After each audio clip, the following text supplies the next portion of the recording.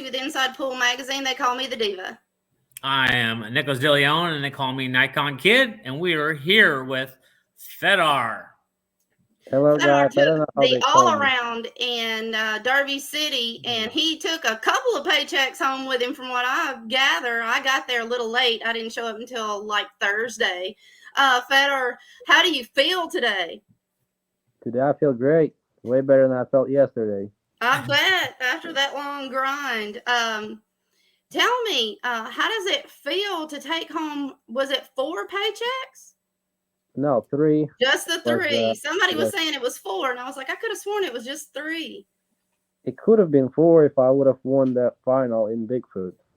And the Bigfoot, who did you end up, you got second, right? Yeah, I lost to Joshua Filler in the finals.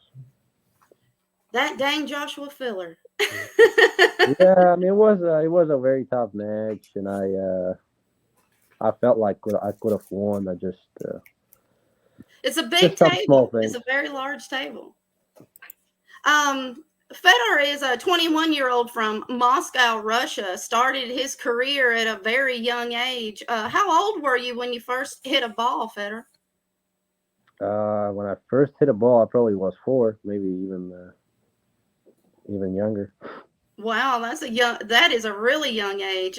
From what I read on you, your dad decided that it was something that you really enjoyed, so he kind of encouraged it. There was a mention of a Russian pyramid. Could you explain that game to me? Well, it's a completely different game. It's the bigger size of the table. The balls are bigger, but the pockets are smaller. It's a 12-foot table with, apple size balls, and the pockets are almost the same size as the size of the ball. And there's different disciplines. The most popular discipline is where you can shoot with any ball, and whoever scores reaches 8 balls first wins the rack. So is it similar to like a snooker rack with just a large amount of balls, or is it just a rack like what we're used to here in the States? No, it's the same. It's 16 balls. They rack the 15-ball rack, and then you break with the cue ball. But in the most popular game, you can play with any ball, not just the cue ball. No. Interesting. It's something I'd never heard of, so I was curious to find out what that actually was. Yeah. Moving on along, what was your first major tournament as a junior? My first major, probably European Junior Championship that I won. Then the World Junior Championship. That was the major wins that I won when I was a junior. Fantastic. Your first trip here to the United States, when I first heard of you, actually, that would have been the Moscone Cup. I was watching you diligently, actually. I was like, wow, this kid can play. If we can get him over here in the United States, he'd give Dennis Orculio a run for his money. And I saw you in Aiken, South Carolina as well, and you did very well against Scott Frost. I wanted to speak with you, but there was so much going on at that time with everybody who's being pulled from one direction to another. I was like, I'll catch him at Derby City. Actually, that tournament in South Carolina was very similar to Derby. It was a long grind for you guys. It was very intense, but unfortunately, at that tournament, I finished second almost everywhere I played. You sound like the Josh Roberts. He said, I'm so sick of coming in second. Well, actually, that tournament in South Carolina, I finished second in banks, second in 10 balls, second in Scotch doubles, out of 4 tournaments. But there was a lot of people there, and there was some heavy competition. So you did very, very, very well. You did very well. Nate, do you have any questions about Derby City for our friend here, Fedor? Yeah. How many years have you played Derby? So the very first time, actually, that was my first American tournament that I ever played. Because my Russian sponsor, who actually was involved in my career from the very beginning, he sponsored my first trip here to the United States, and he was a player before that. So he was playing in American tournaments before. So he said you have to go to the Derby City Classic. You have to see that, to experience that, and you'll just see what I'm talking about. So I was 15, I think, when I first came to Derby, and then I played 3 more years after that. And then I had to skip 1 or 2 years because of that rule. The age Yeah, we change, had the right? COVID and then the Okay, 21 so I was promotion. wrong. I thought this was your first year of being because of the 21. I didn't know they set that rule a couple years ago. Yes, it's recent. Okay, so that Yeah. that I didn't know. So that's Well, why I was. I finished second in Bigfoot when I was 17. I lost. Yes, I remember that. I lost. I lost Hill final to Roberto Gomez. Oh, He was okay. kicking it early on. So you've been here before, so you're used to the little grind and the mental prepare. Oh yeah. I played that tournament before. I used to play all the disciplines, and they used to have a straight pull challenge during Right. the Derby City. So it was even more intense than this year. Okay. I guess Well, they didn't want to take that away from Jason Shaw with that 714 run. Probably, yeah, but it was. I mean, it was enough pull this time. It was a before lot we of pull. They added actually those mini tournaments helped out a lot for the people that got put out early on. They had something to do, so they actually filled your schedule up completely. I Yep. was very impressed and at the way that everything ran as smoothly as it did. Derby City has always been one of those you have to go type of tournaments, and I was very blessed to be able to watch you take home that money. Hey, so are you going to be taking over that nickname that everybody's giving you right now? Which one? The Russian Machine? I I was don't thinking know. SAR I myself. mean, I don't know because I saw it a lot on Facebook and everybody keeps on talking about the Derby, but I have to go back before then. You take second this year in Turning Stone, which is the first event of the year, against Jason Shaw, 7-time champion of the Turning Stone event, and also you come back to Arizona to play the Predator Series and you rob it again. And don't get me wrong, you lost, or you did something happened in between your matches or whatnot, but you made it back to the final 16, and then you went on a full-on tear. And I don't think you had a shootout, right? No, I didn't have one shootout. No. Yeah. So everybody keeps on talking about what you did at Derby, and like I said, I applaud you for everything that you do. I mean, I'm a huge fan, regardless of being on the same team as you, and if I wasn't on the same team as you. Just watching you play and progress is absolutely amazing. But you have dominated January. Has this been the most successful year or even month that you've ever had in pool in your career? For sure, that's the most successful month in my career so far. And I think that will be the most successful year for me so far. I think you've got a lot of Yeah, trophies to take home this year. I'm telling you, man, like you keep on You staying are on on this track. fire. Yeah, I mean, so my next question is that since you've been to Derby before, how do you prepare before coming to the US of all these games that you're playing at once and mentally, because sometimes you're switching from one pocket to 9-ball. Like how do you mentally prepare yourself doing that? Because I know that's the hardest transition for most players. Well, mentally, I'm prepared already. I've did it many times in my life. I switched from one discipline to the other discipline, switched from big table to small table. I already experienced that. But how do I prepare, for example, to one pocket or banks? That's the hardest part for the European. We have to come and spend some time in US playing that game with locals, for example. That's what I did. For example, my state course from Louisville, Jason and Alan, they had a club, and they still have it, but I'm not sure if they're running it. So I used to come at least a week or 2 weeks before Derby, just to play banks in one pocket to get in that one pocket mode, because I never played that discipline back in Europe. all we play is 9-ball, 10-ball, and 8-ball. So that's how I prepared That's before. interesting. Yeah. That's not something. It's not popular overseas at all. The one pocket is not, and banks. No. All we play is 9-ball. Right. Honestly, sometimes we have some 10-ball tournaments, but 9-ball is the most popular game we play. So then, how do you prepare coming when you knowing that you're coming to the U.S. to play against the best players in the world, and you being up there, of course? But how do you prepare that? Because I know you don't have a lot of competition back home, right? Yeah, but I'm fortunate. I spend a lot of time in the U.S. playing one pocket and banks nowadays. Okay. So I'm just trying to learn both games, trying to learn the moving part because I know how to run balls already, playing different disciplines. So I just need to learn the defensive part of the game.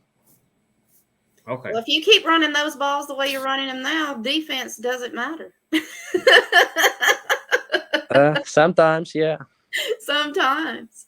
Well, you were definitely the talk of the town. There was I would go from one room to another, and they were like, "Hey, how's Fedor doing?" I was like, "You're playing your match."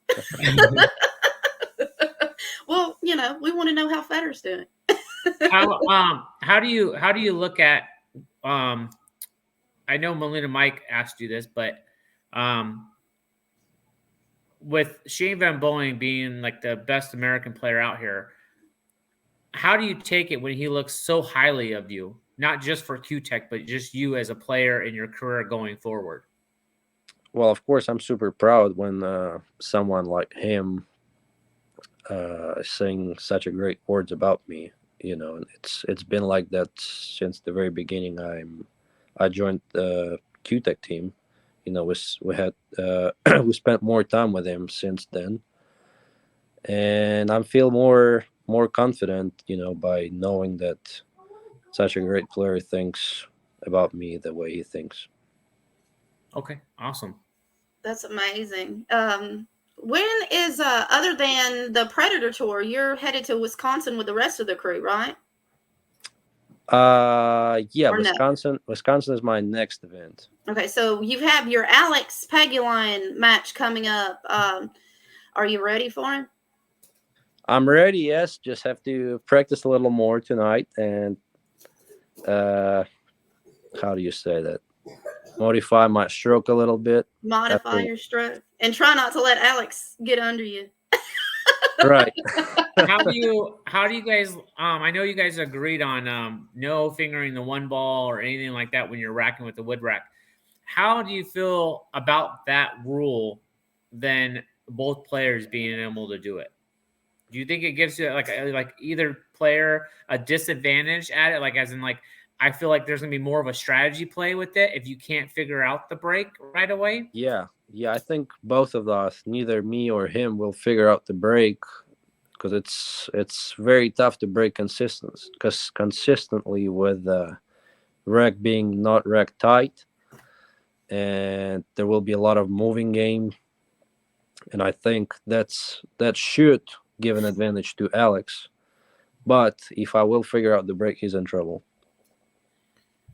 Okay. He's gonna make him earn it. To be on the same topic, how do you feel about the Derby 9-ball being racked by the players and, for instance, going to Predator and having the refs rack for you, whether it's with the magic rack or not? How do you feel, or what's your thoughts on the both sides of it? I think whenever it's the rack you around, doesn't matter with the magic rack or with the wooden rack, there will always be a chance of players cheating the rack. In my opinion, that's no good, especially when the tournament has an extra importance, such as, for example, this tournament was involved in Metrium rankings. Right. Some other tournaments will be, I don't know, Moscone rankings or WPA ranking event.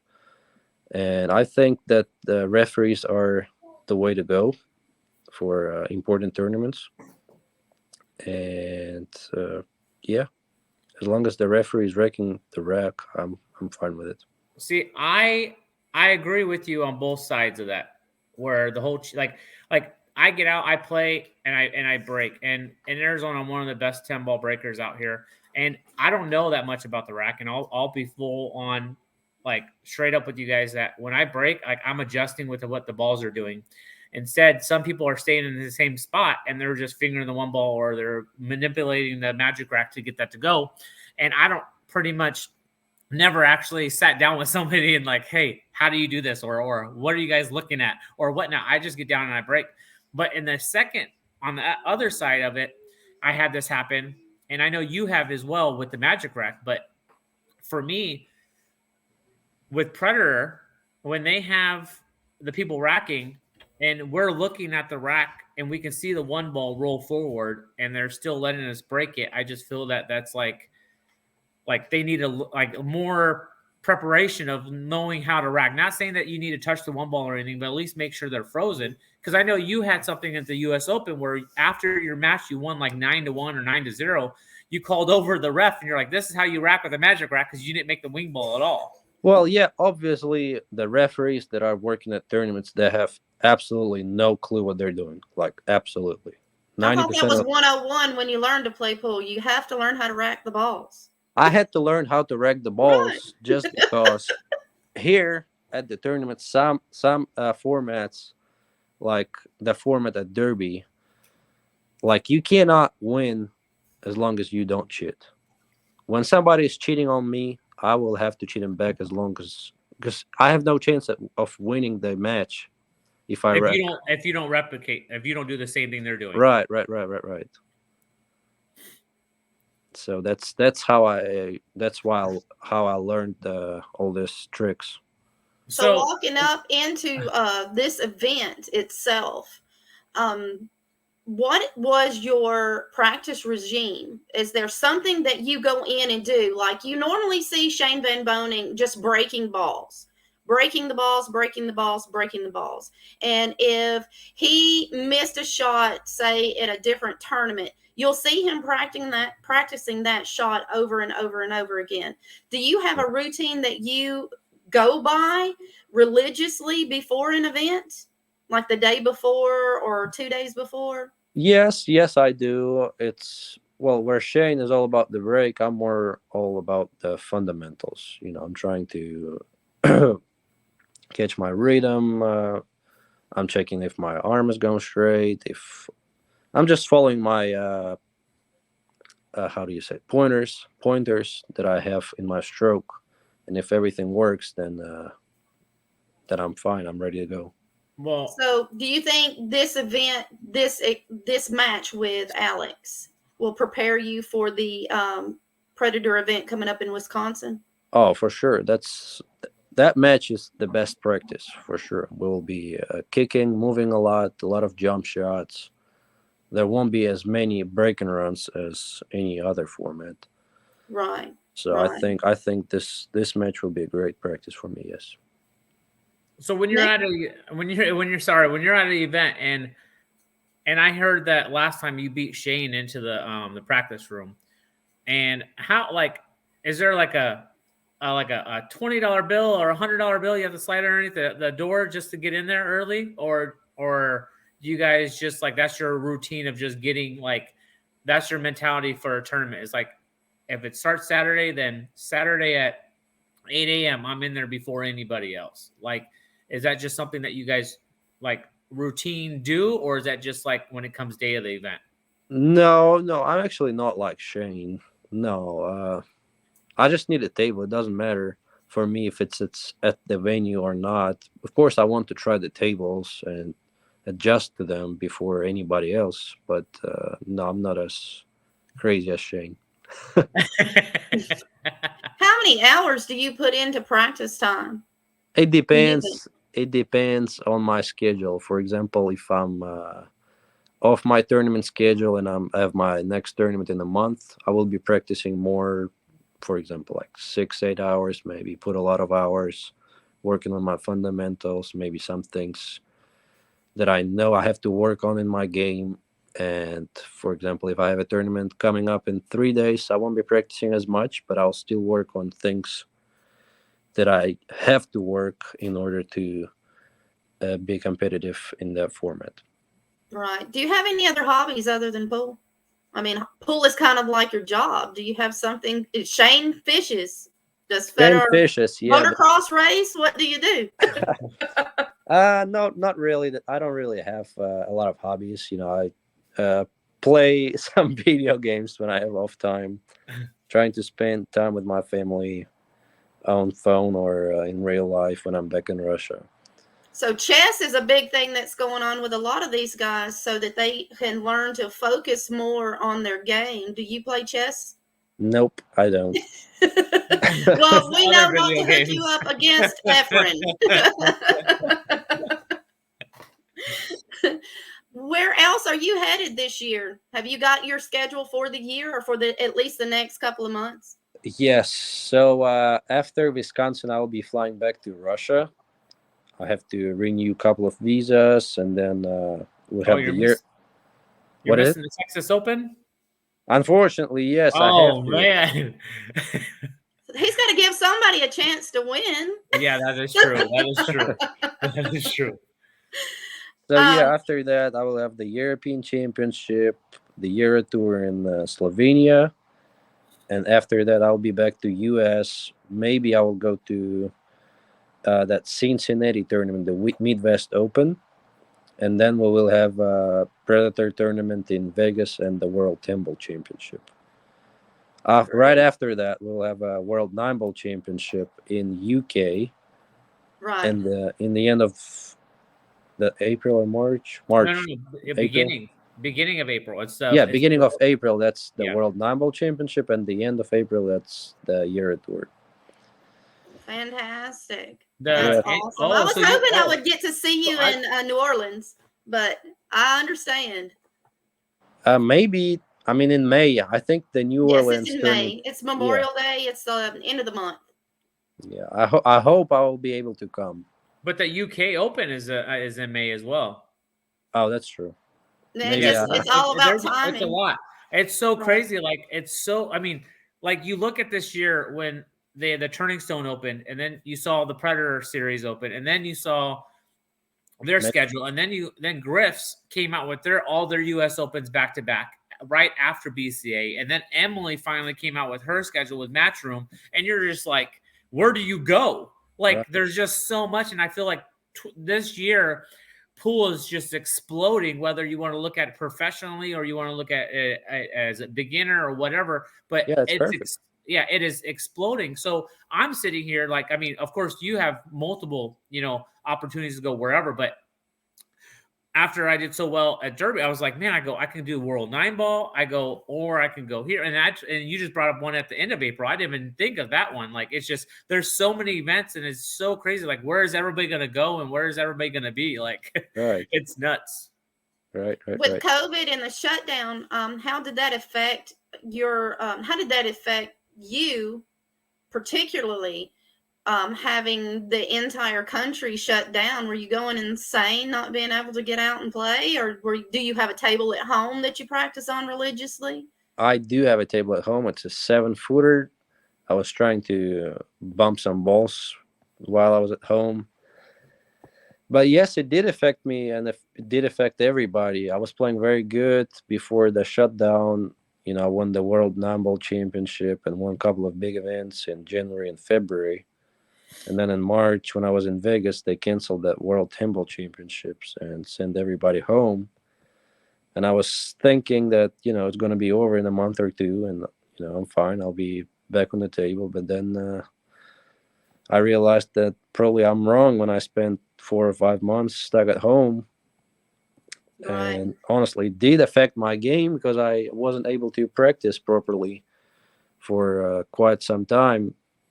And it was tough to get in that rhythm again. Do you think you're going to be invited to play in the World Pool Masters this year? World Pool Masters? You're high up there on that list. I'm not sure. Maybe. We got to have a Russian guy in there, right? Maybe, I'm not I sure. mean, after your Derby performance and after your Turning Stone and your back-to-back Arizona Predator, I mean, I don't see how they not How invite could they him. not invite him? How Yeah, could they not? Are we like they're talking gonna about Whirlpool Masters? I'm sorry.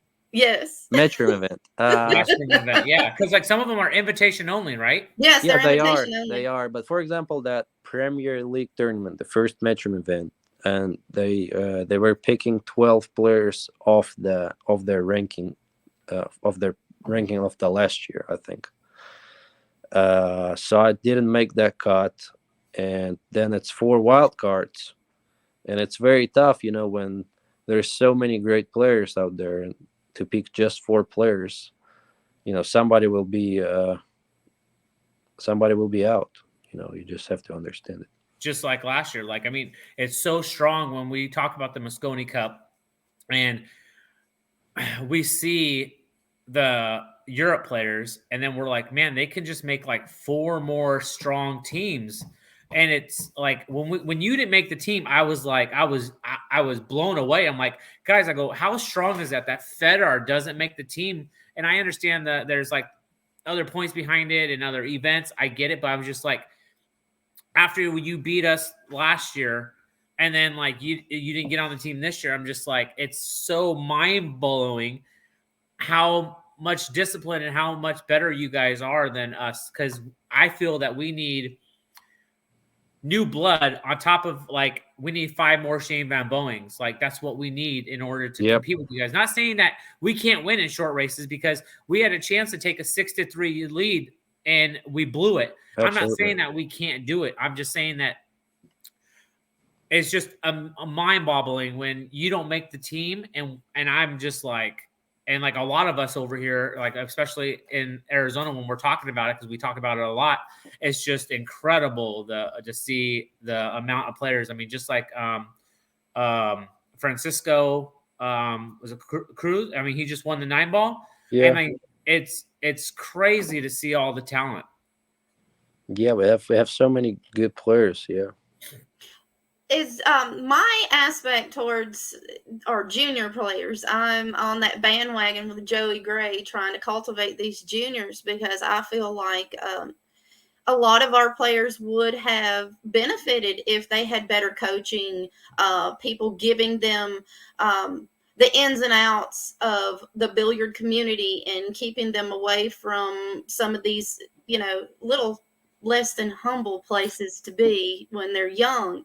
Did you have a mentor other than, obviously your coach? Did you have a mentor growing up that you could pick up the phone and say, look, my brake's just not working for me. Do you have any advice? Well, I was fortunate because I had a coach, when I was 15 or 14, Johan Reising, Mosconi Cup coach, came on board, and he was a national coach in Russia for a couple of years. And then I continued to practice with him just one-on-one. And we're still, I still can call him every day, ask him any question I want to. So, yeah, I got fortunate with that. So do you think the junior players need an ambassador like that? I mean, for sure, absolutely. He's an amazing coach. He's a fantastic man. Even looking up to the current players, not juniors, like current Mosconi Cup team, they just need more discipline. If they would work more and practice together, and I think they would be more successful than they are right now. Yeah, I think we're more separate myself. I agree with you there. We're not used to working together. We're used to doing everything alone. And we need to get out of that mindset that it's going to take the team to carry you to victory. Absolutely. And I think the United States is still working towards that. As they build the teams each year, they're getting better and better and better. And we saw that with Tyler Steyer last year, not this year's event, but last year when he was playing in his doubles events. It just really, we need more doubles events. I would love to see something like that here in the United States. It's rough because you guys, I mean, why would you want to split a check? Well, what happened is like 2 years ago when Johan became American coach, right? Right. They practiced together throughout the whole year. They knew the team from the very beginning, I think. and they practice together, that's why they won. Hard work pays off. I think it's simple, yeah. Learning each other's moves, how they're going to move, anticipating who plays with the other one better, and all of that, and then learning your opponent as well. I mean, absolutely. I think it's very tough to study. figure it out just 2 weeks before the event. I think it's very tough to do. It is. It is. No, Nick, do you have any other questions for our friend here so we can let him rest? I mean, he's got a big day tomorrow. No, just that, Shane even mentioned that you're one of the hardest workers when it comes to pool, like working on your game and putting in the time and everything. And I preach it out here in Arizona because possibly be really, really good. And it's just about putting in the time and the work for it. And it's something that, I look up to you guys for sure about, because without putting in the time, I mean, the people that put in the time, you're going to see them succeed more than the people that just go and hit balls. Oh, right? Yeah, I agree. So like anybody can go out and hit balls for 8 hours, but I like how Alex puts it. He's all, you say you practice, but it's how you practice. Are you working on what you dislike about your game? What your disadvantages are? Like when that jacked up shot comes up and you're like, oh man, I'm not that good at this. Well, that's something that you should be practicing.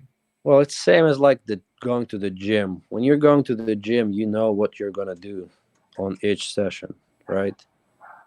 You can't just go to the gym. You can't just go to the gym and do just arms for 3 hours. You're not gonna be bigger. You have to split everything by like today I'm gonna do legs, arms, I don't know, biceps, and then you're getting into Joey Gray territory now. Right. What is there one event, one tournament that is on your list that you want to take down? Derby City Classic. You want the whole thing. I want the whole package. What about Super Billiards Expo? Do you have any plans to hit that before the end of the year?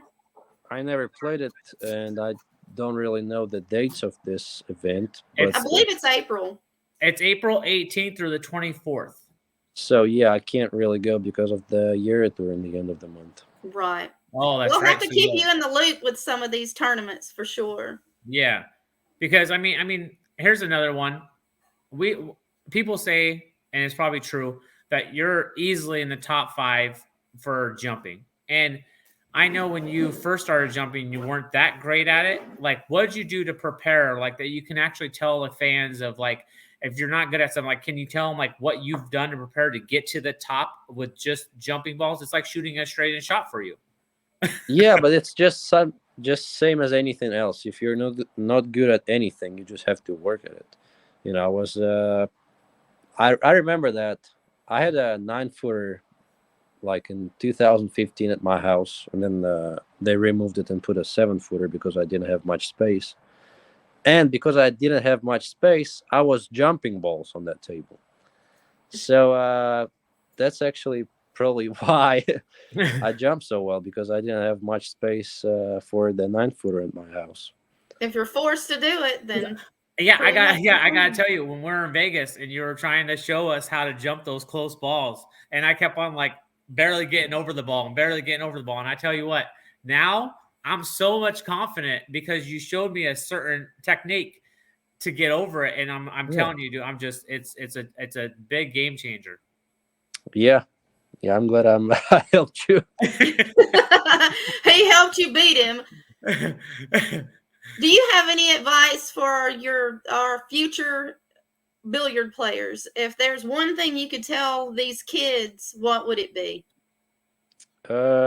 Set your goals, because without the goal you won't be able to achieve anything in your life, I think. And work for it. Work hard and try to achieve it. We thank you so much for coming out for us today and talking to me and Nick. I know you're a busy man, and we appreciate it. If you would like to shout out to your sponsors, we would be more than happy to let you do that. Yeah, thanks for QTech, Talm, and Diamond for their support. Without them, nothing would be possible in my career. And if there's anything that Inside Pool Magazine can do for you, Fedor, you just reach out to us and we'd be more than happy to help you out, sir. Thank you so much. You're welcome. Well, hey, good luck. Get some rest, and we look forward to your big match with Alex, man. So it's going to be very, very. I mean, everybody's looking forward to it. So we're all waiting on that one. Yeah. So, like I said, man, just have some fun, and good luck to you. Yeah, thank you, Nick. Thanks so much, Fedor. You have a great night, sir. Yeah, thank you. Later, bud.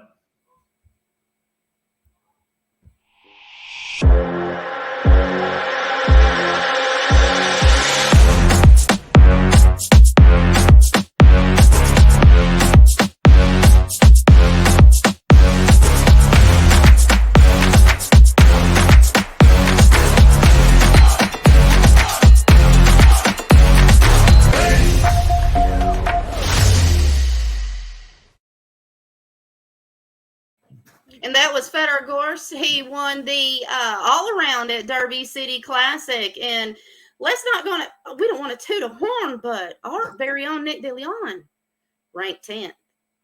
I'm going to throw you under the bus just slightly there, Hachi partner. How do you feel after that, Nick? Man, it was... So it's my first event. I wasn't going to go. I decided not to go to Derby because, I have my beautiful wife, my kids. I had to pick and choose what I was going to. But I knew this year I had a goal set to put in as much time as possible on the table and to play in as many events as I could.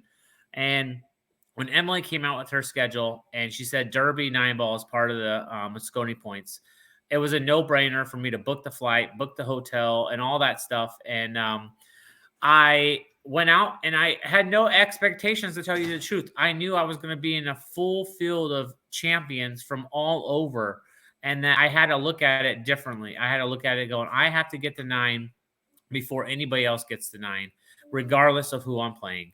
And with that mindset going in, and I actually didn't getting any action. I watched a little action, but I made sure I was back at my place at 12. I was back up at 9. I got 9 hours of sleep because I knew there were going to be long days from what I've been told by, Chris and Tyler and a couple other people. So I prepared for it, and I got some really good draws right off the bat to get some kind of good wins under my belt, and then it kept on going and going. And I had a really tough match with Pia, and he's another. I think he's from Spain or Europe, one of the two. I can't remember exactly where he's from, but I roomed with him in Arizona, and we chatted a little bit about each other's games and everything. And I got some good rolls, and I was up 6-1, and he fights back after my careless mistakes, and I ended up winning 9-7. He broke dry, and I ran out. And then I got faced with Mora in round 10, and I didn't really know where I was sitting because I had never been there before, so I didn't know what the 1 or the 0 next to our names was. I didn't know anything. If there was going to be 30 rounds, if there was going to be 18 rounds, I had no idea. So after round 8, I lose, and Shane's coming back from his match, and I'm up at the podium, and he's all, Nick, he's all, how you doing? I go, well, I'm doing all right. And he's all, you're the only U.S. player that's undefeated, right? I'm like, what? I go, I don't pay attention to that. I go, I'm just trying to win every match. And I'm like, it was just don't tell him that. Yeah. Yeah. And I go, well, that sucks because I just lost. He's all, no, you did. I go, yeah. I go, I scratched like 7 times on my last match. I mean, kicking that ball, scratching. You're talking about with Mora? No, before Mora. So round 8. Okay. And then he's all, well, it was a really good run, really impressive.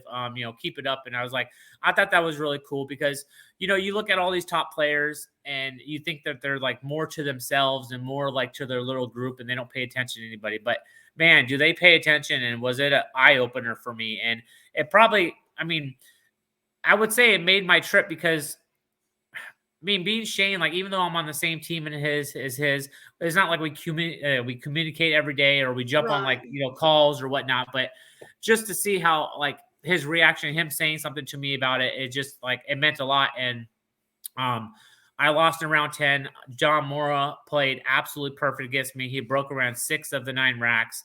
He got a couple good kisses and everything, but he played absolutely flawless against me. He beat me 9-0. I got donated. I got a 0.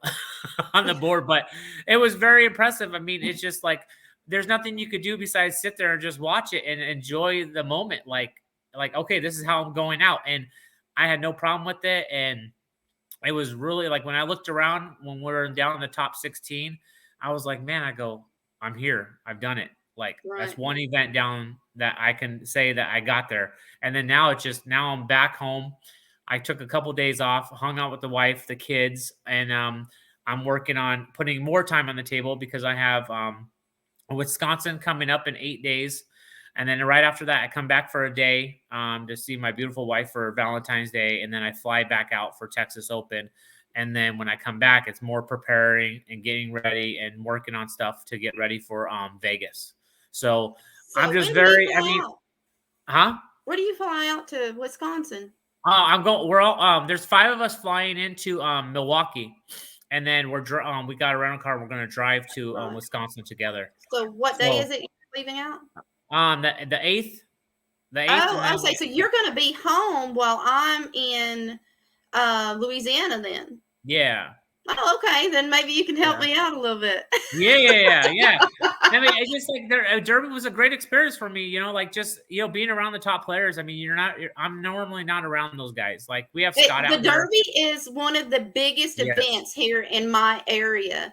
And I mean, the best of the best show up. I mean, you're in a casino. It's nonstop action for 10 whole days. I mean, it's like Dave and Buster's for pool players.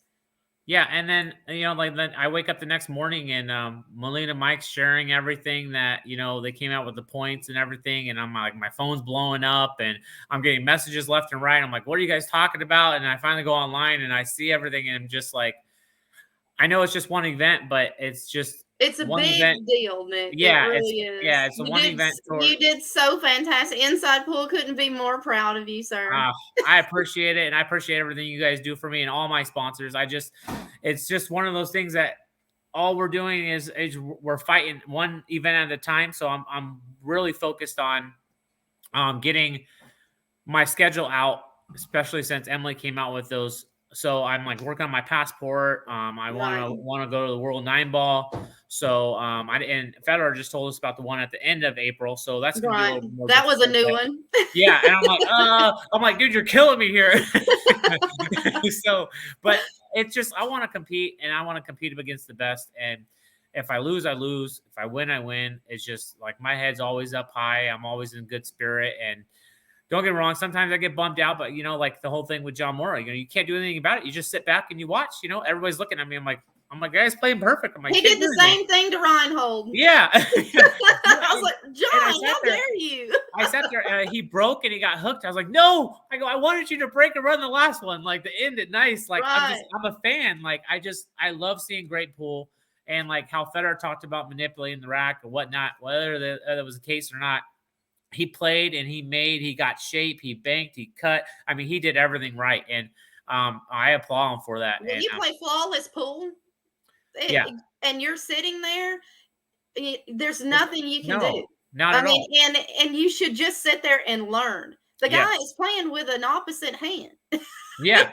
No, and sometimes he switches. Pretty impressive. Yeah, sometimes he switches, but a lot of people don't know this. It's like when he switched, everyone's like, oh my God, he's learning how to play. I'm like, so I give him a lot of credit, but also the guy started off playing left-handed when he first started, and then he switched to right-handed. So even better that he played well already with his left hand, but he switched to right. So technically he learned how to fully play all over again with his right hand. And then when he was having his neck issues or some back issues, then he switched to his left hand. And I mean, it's incredible just to see what he's doing. And it just a lot of players, you got Jason Shaw. Right. The talent that was in that arena itself it's insane. I mean, there was so many talented people. The fillers.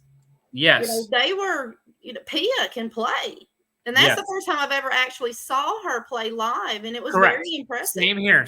And I was very impressed as well. I see maybe some videos online, but never got to witness up It's front. Different. It's like going to see a concert. You see it on TV and it's okay. But boy, it puts you in a different perspective when you're sitting there. Yeah. It was an amazing event. And I'm glad that you were able to join us out there. And hang out with me for a couple of days and get the feel of what it's like to be in the South. Yeah, no, I mean, like, I'm looking forward to everything this year. I'm very excited. Having the support behind me, and then having the support of my wife and everything. It's incredible, and I couldn't be happier. Win or lose the Derby, I was going out there for the experience, and I actually shined, and I was very impressed with my performance. And I wish I could have went deeper, but I was very happy with being top 10 and also top 3 in the U.S. So you were so relaxed during your matches. I was very impressed with it. I did see you play at Iron City, and you did very well there as well. But there was something different about your game at Derby City. It's almost like you wanted it more this time.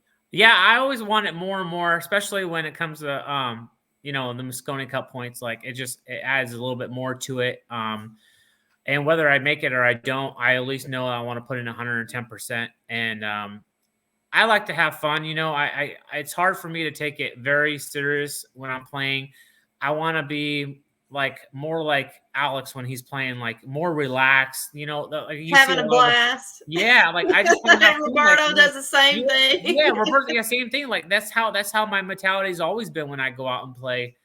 I just want to have a good time and have fun while I'm playing, win or lose. If I'm down, if I'm up, I'm in that mindset, and I just felt really comfortable, which is very weird because normally I don't feel comfortable around the champions. I just don't. It's just because I'm not used to being around them. Right. And being in the same field or even playing against some of them, it's been very tough. But I feel like when you don't play against them a lot, your nerves gets the best of you. Right. And then now I feel like I'm just getting right into the same mix as them. Of course, a lot of them play a lot better than I do. There's always somebody out there that plays better than you. Right. But it was really great meeting some of them that I haven't met yet, but seen them play. Also, a shout out to Shane Wolf. Is it? I don't want to pronounce his last name. You talking about my friend Shane? Yeah, Shane. Shane Wolford. Shane Wolford. the Wolf. Okay. Wolford. Okay. I call him the Wolf. I'm sorry. That's the nickname for me. I've been calling him that. I'm calling him one of those sneaky things, bro. I'm calling him the Wolf. But he did great this week. It was great to finally see him play. I know he had a big match with Chris. They went hill the first time, and the second time Chris was up by a huge amount of games, and Shane didn't give up. There was no give up in that kid. And I just see a bright future for him as well. Absolutely. I can't wait to have him on the podcast. He'll be on Wednesday night. Nice. At 8 p.m. Central Standard Time. We're going to have him and Roland Garcia come on the show. I'm excited. Awesome. Yeah, it's going to be great. So I'm like I said, it was great meeting him and getting to chat with him and, rooting him on when win or lose, So it was really, really, really good showing for US and everything. So I mean, it's great. It's great to see new blood out there. It's great to see new competition coming out, to play against these champions and not thinking, oh, we have no chance. Well, it's you got to put in the time, you got to put in the work. Right. I'm hoping that he will be in the running for the Moscone. He's proving himself. He's taken down some monsters here lately. Yeah, and with us being in the top 10, how do you not go to more of the events, whether they're out of the country or they're in, Right. So, I mean, the kid plays really sporty, and there's no give up in that kid's fight. No, not at all. I mean, if you watch that right at the very end, I can't remember who he was playing. He was playing the man from Kuwait.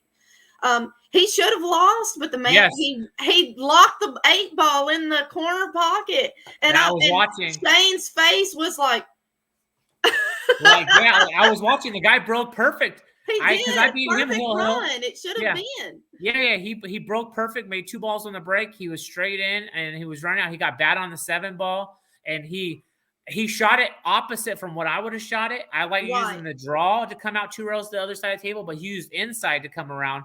And he didn't say Parse's fall short on the 8 ball, but I think he just decided to not fully hit the 8 ball instead of babying it. And I think that the babying it is what got him missing that and hanging the 8 ball for Shane. And it sat there. And his face said it all. Yeah. Yeah. Well, I'm gonna let you get out of here, Nick. You've got sounds like you've got a couple of midgets needing your Yeah, I attention. got my kids with me. We had a fun day today. Picked them up from school and everything. But like I said, Awesome. my family always comes first, and I'm just happy to have the support and everything. So, Absolutely. I couldn't get you back to that airport fast enough. yeah. But we're flying. I'm flying out in 8 days. Follow me. My Facebook page. It's Nick DeLeon, NikonKid. I post everything I possibly can. Whether it comes to shootouts with other people, I go live on my page during the Predator events, or I'll update how I'm doing, win or losing, experience, all that good stuff. And plus, last time we went live from the last Predator event, so Right. we'll see if we could possibly do that again. Just let us know, that we had such a horrible time with the bandwidth at Derby City that it was impossible for us to go live, and we really wanted to. So we apologize to our friends. So we're trying to make it up to you by bringing Fedor on. I will be in tomorrow. Right. And tomorrow we have Roland Garcia and Shane the Wolf Wolford coming on to talk to us just a little bit about their experience at Derby City and what their plans are for the future. I'll be heading down to the Cajun Coast Classic, Jason Romero's place, Pool Dues, and I've got 3 amazing players to interview. Tony Chohan's going to sit down with me for just a few minutes and talk to us a little bit about his experience over at Derby City and his game tight line. Awesome. Also, I'll be talking with Justin Hall and his future plans with his game and what's going on with Justin. I'll also finally get the opportunity to sit down with Chip Compton and talk to him about his win against Mr. Frost. That was a big deal. Nobody's heard from him. Right? And he has a match coming in tonight. Or tonight or tomorrow. Yes, him and Justin are playing tomorrow, I believe, or is it tonight? And so you got 10 ball with Alex and Fedor, and you got one pocket with Chip and Justin. You get 2 big screen TVs and set it up. Yeah, Pool is back, guys. Pool is back. It's coming back strong after a year of having nothing, just sporadic tournaments, to a full schedule and overflowing schedule for these professional players. They're going to be on the grind every week, every month, it seems, and we couldn't be more excited, Nick. Yes, agreed. All right, guys, I'm going to let Nick run down his sponsors, and then I'll get on mine, and we'll tell you guys good night for tonight, because we'll be back tomorrow. All right. Inside Pool Magazine, thank you for everything you guys do. I appreciate you guys. Thank you for letting me jump on board with you guys. I'm very happy with everything, and I just want to everybody like the YouTube page, follow us. We bring whatever content. If we don't know the questions or the answers for the questions, we'll find out. We will get them. Yeah, we will find them. We'll drag those people on this show. Yeah.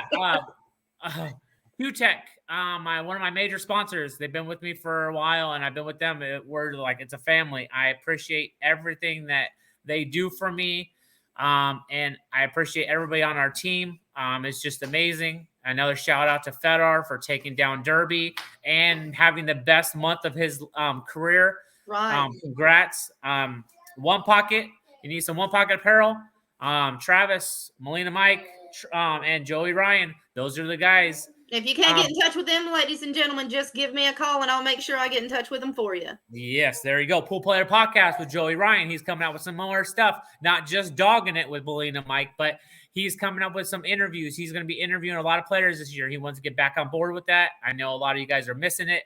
So stay tuned, follow him, like his Facebook page, like his YouTube, all of it. And also Mike Gwynn, my Realty One boy. Mike, he is your man for houses, anything, questions, information. Link up with them. Send him a message. He is the easiest guy to talk to. Big Time Threads. He does all my most of my apparel stuff and everything. He does all screen printing. He makes hats. He does it all. He's another good guy to deal with, and he's local here in Arizona. Rick Images from Tucson, Arizona. He's normally at all the BCA events and also the Nationals. So He does great photos. Reach out to him if you guys want pro photos. He has a bunch of them. Efren, the list goes on. Also, Digital Pool. They're doing big things in the industry. I just jumped on them recently this year. So follow them, and you will see a lot of good stuff happening. And also Talent Billiards, one of my other sponsors that just jumped on with me this year, and I'm very happy and pleased with all their products that they have, and I'm trying out more stuff with them. So I appreciate all you guys. I appreciate all my fans. You guys, I wouldn't be here without you, so much appreciated. Okay, guys. Let me run down my sponsors because apparently I have several. Posted Up Apparel. They're a new company just coming out of Florida. They're hooking the Diva up with her own gorgeous little set of clothes. So you'll be seeing those at the Scotty Townsend Memorial because I won't be able to get them in time for the Cajun Coast Classic. So if you girls, you women out there are looking for some fantastic gear for women, then postitup.net is the place to go. They have a Diva line for you guys. Also, Enterprise Car Rentals is the car that myself and Mr. DeLeon is using currently. If you go to our webpage, www.insidepoolmagazine.com, you will see a link at the very bottom of the page. It's a little picture that says Enterprise. You click it, make your car rental, and you will get 10% off. And they will also let us know that you guys are needing those discounts, and they will let us know that you're using them. Also, Hilton Brand Hotels and the Marriott is where this Diva stays when she's needing a place to rest her head. So if you guys are looking for a great place to stay, Hilton Brand Hotels and the Marriott. Let's see. I have to give a big shout out to Steve Dittmar at Poolaholic Gear. He is taking care of my very own Cheney White. Cheney White is a junior player out of Tupelo, Mississippi. So if you're needing any Poolaholic gear, let Mr. Steve Dittmar know. He can bring it to your door. Also, Hustling USA, Tony Harrigan. He has some amazing gear, always has and always will. Big shout out to Clutch Shot Apparel. They're also hooking the Diva up with some sweatshirts. She is always needing a hoodie, Nick. I'm always needing a hoodie. That is so true. Shot Apparel. It's almost like you and shoes. Me and shoes, yes. Everybody talks about my shoes. What's the Diva supposed to do? She needs shoes. And we want to give a big shout out to High Chew. If you don't have High Chews in your case, you have to be losing your mind. Oh, man, we should have uploaded that photo of Chris. We'll do it tomorrow. We'll do it tomorrow. He's going to kill you, but we will do it tomorrow. All right, sports fans, we're out of here. We'll see you tomorrow night at 8 o'clock Central Standard Time. Thanks a lot, Nick. You guys have a great night. Peace out. Bye.